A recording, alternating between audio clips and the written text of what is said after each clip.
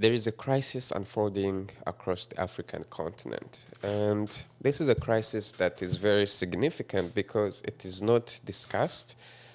So while the world is focusing on economics, is focusing on politics, technology, there's something very fundamental to who we are as Africans that is sleeping away, is going away. And often there is not much notice, and that is our languages. Our languages are getting extinct, our languages are dying. So I've been reflecting on this because I believe it is time we have an honest conversation and talk about it. And this conversation should not be filled with panic or some simple nostalgia, but they should be grounded in clear observation, some difficult truth, and genuine curiosity about what the future might hold. I want us together to examine the facts and look at them step by step and maybe ask ourselves the questions that truly matter. To understand the problem, we can begin with the astonishing reality of Africa's linguistic heritage. We know Africa is a continent and is a home to roughly 2,000 distinct languages. That is nearly one third of all languages spoken by humanity today. Nigeria alone has more than 500. Cameroon, they have nearly 300.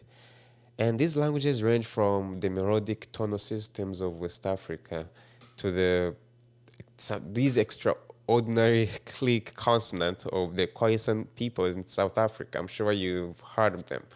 And this diversity, it represents one of the humanity's greatest intellectual treasures, in my opinion, because each language is not simply a different way of saying the same things.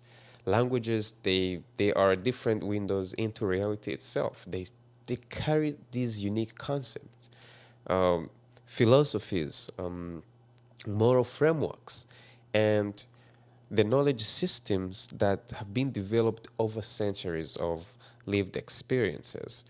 We know languages, they tell us how different communities understood time, family, nature, and the spiritual world in ways that may have no direct equivalent elsewhere.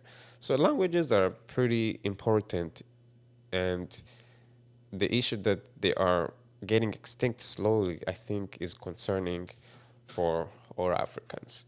But as one examines the current situation more closely, I, you will realize this troubling pattern that I think becomes very impossible to ignore, especially when you look at Africa. Because the truth is, as I was saying, hundreds of these languages, particularly the smaller ones, let me be clear on that, they are classified as vulnerable or sometimes endangered or critically endangered.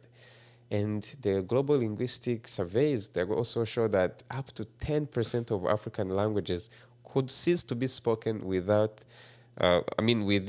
10 to 80 years if this pattern keeps on being like this.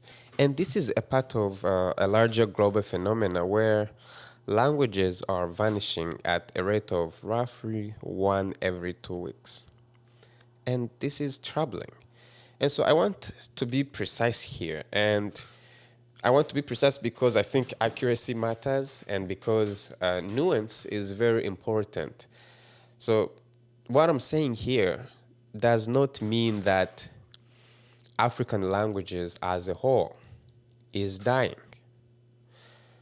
I think that is very far from reality because we know some of our major languages are thriving and they are expanding.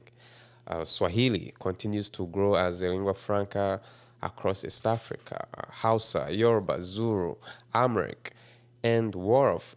Each of these languages, they have millions of speakers. They have strong institutional support. So these languages are living, they are breathing, and they are adapting to the modern world. And I think they serve as a powerful unifying force. So it is important to notice this. But the real crisis is actually concentrated among the smaller languages. These languages that are not spoken by communities, I mean, they're spoken by communities or hundreds of people, or in some cases, maybe just a handful of people, especially elders. I want to give you some concrete examples that I think would illustrate this human dimension in the story. For example, in South Africa, there's the language Nu. I think it's Nuu, if that's how you spell it. It's one of the last Khoisan language with its characteristic click sounds. So it stands critically endangered, and for years it has hovered over the edge with only few elderly fluent speakers. But what strikes me and makes me happy about it is that even here, there is a quiet revival efforts that are going on behind the scenes. I'm sure you have seen some young members of the Khoisan community that are beginning to learn the language again, and that they are supported by this project that connect the language to the land rights and cultural heritage. So this is a good thing. You go up a little bit in Ethiopia, there is the Ongota language that is spoken by fewer than, I think, 10 people, fewer than 10 people. You can imagine. The linguists, they consider this language as a language isolate. It is unrelated to any other family on earth. So its potential loss would mean a permanent disappearance of a complete way, a complete unique form of a human expression.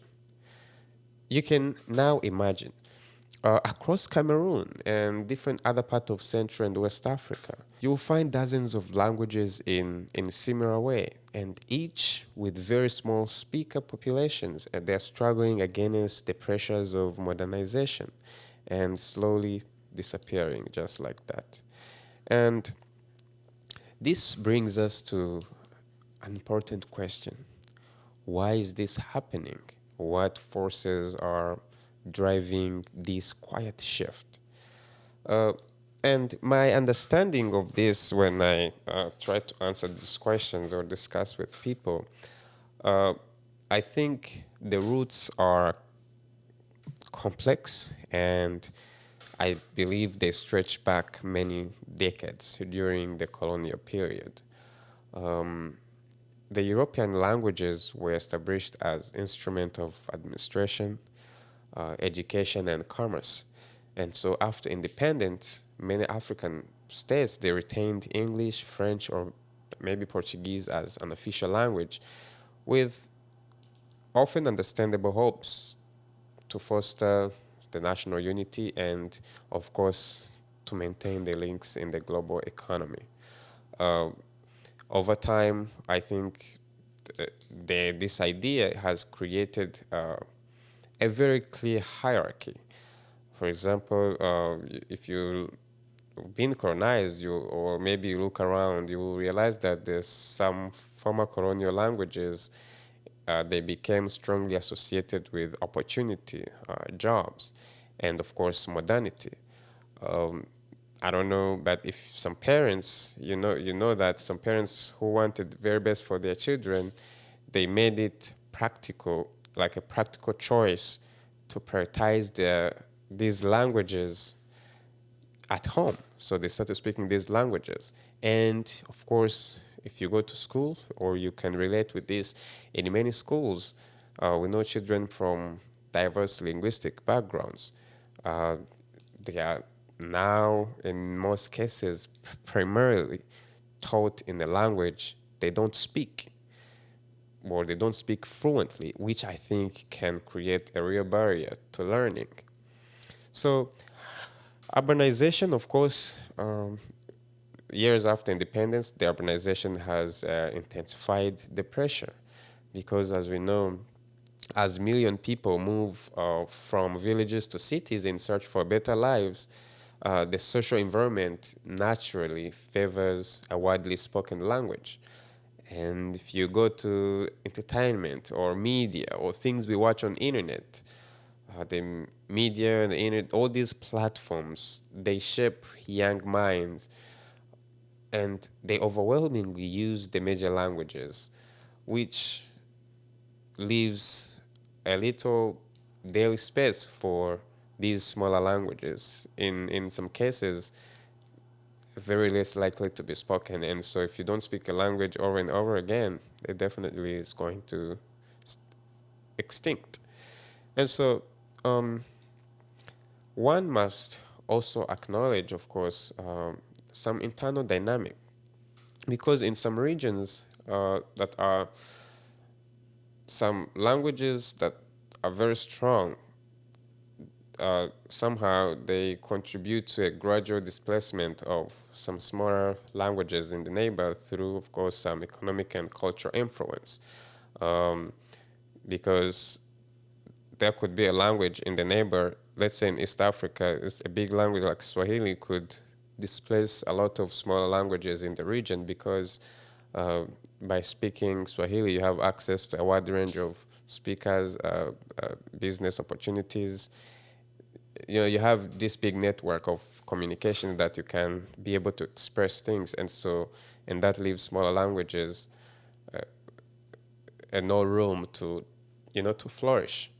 And so, and I think this is where we now pause and reflect to what actually being lost a language, like if a language is gone away, what is actually the impact? Because I think it's easy for one to just think, oh, we are just losing words. But I think we are losing the entire system of knowledge. And because many of these languages, they contain highly specialized vocabulary for, let's say, local plants, for animals, weather, and the patterns and a lot of things, sustainable land management, a lot of practices, and I think this is a knowledge that could prove invaluable as we confront, let's say, maybe some environmental challenges. Um, I'm sure you've been in a position where you let's say you think of a word, but it doesn't make some sense and it could only be expressed very clearly if you would share it in your own language. But let's say you know a word in Swahili and you want to translate it in English, it can lose sense or it doesn't really meet that expression you wanted to pass around.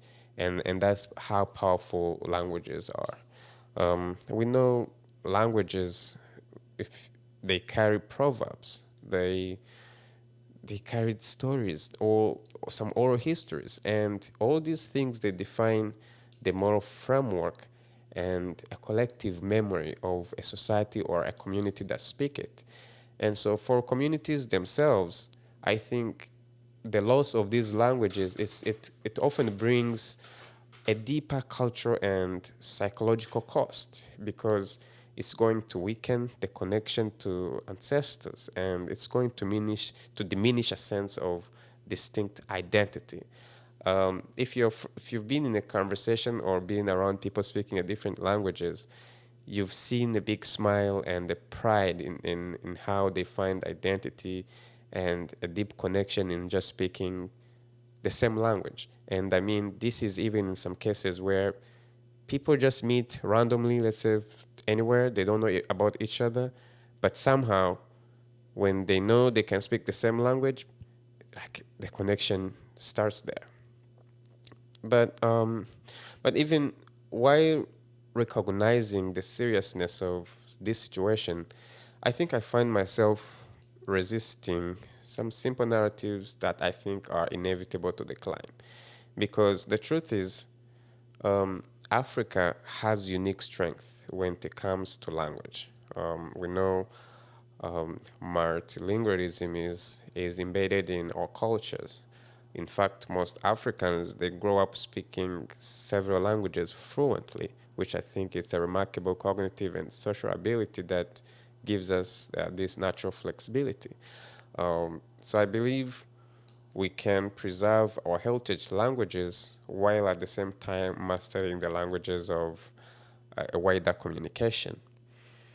And so, and I think the encouraging signs are emerging because some countries like Tanzania, they have a strong emphasis on Swahili in early education, and in Ethiopia, they have this support for local languages alongside the AMREC.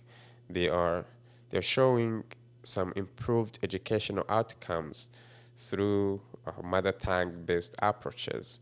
And so, if they have done this test and realized that there's a lot more productivity by running some systems in the mother tongue spoken languages, I think that proves that there's a way to go. And we are aware of new policies like South Africa in their recent education reforms. They are giving communities a lot of choices. They give them more choices. And of course, technology is offering unprecedented tools. Like in 2025 alone, there's a lot of projects that collected over 9,000 hours of spoken data across different African languages, and they were used to power some artificial intelligent applications. Some communities, they're creating digital resources. They create these digital resources like books, apps, and even some sort of like a Wikipedia in a small language, if I may say. Uh, I think it's TYAP in Nigeria, TYAP in Nigeria.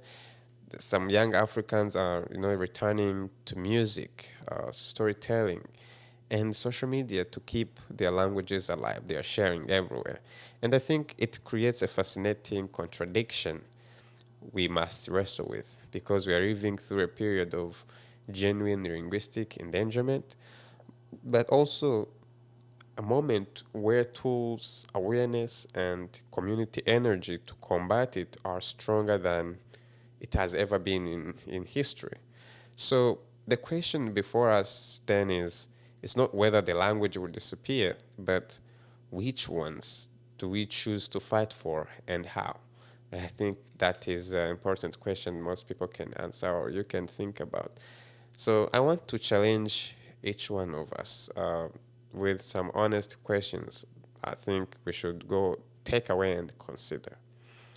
Um, if your mother tongue is still spoken in by your parents or grandparents, are you making like a deliberate space for your children to learn and use it every day? Or are we as Africans willing to invest time and creativity in producing books, songs, videos, and maybe educational materials in our diverse languages? And perhaps most importantly, can our education systems, governments, and leaders find smarter ways to value this linguistic diversity while still preparing young people for a competitive global world? Because this is not about rejecting progress or rejecting globalization. It is about ensuring that Africa continue its rise in the 21st century. We don't want to do so at the cost of our deepest cultural and intellectual inheritance. We want to go together. So the languages of Africa are not uh, relics of the past. I think they are living expressions of human creativity and resilience. So preserving them I think, is an act to both remember and to empower.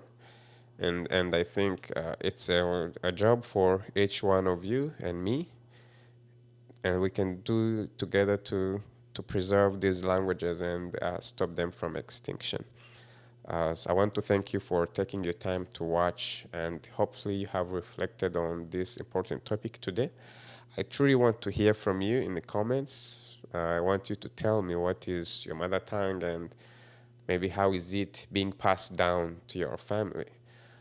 In your own experience, have you witnessed this shift in your own community? What practical steps do you believe could make a real difference? I think this is a discussion, and if this discussion maybe gave you a new perspective, I also want you to share a video with others who care about Africa's future. And I think the more voices join this conversation, um, the more stronger our collective response can be. I want to thank you again. Please hit the subscribe button, and looking forward to see you in the next video. You have a wonderful day.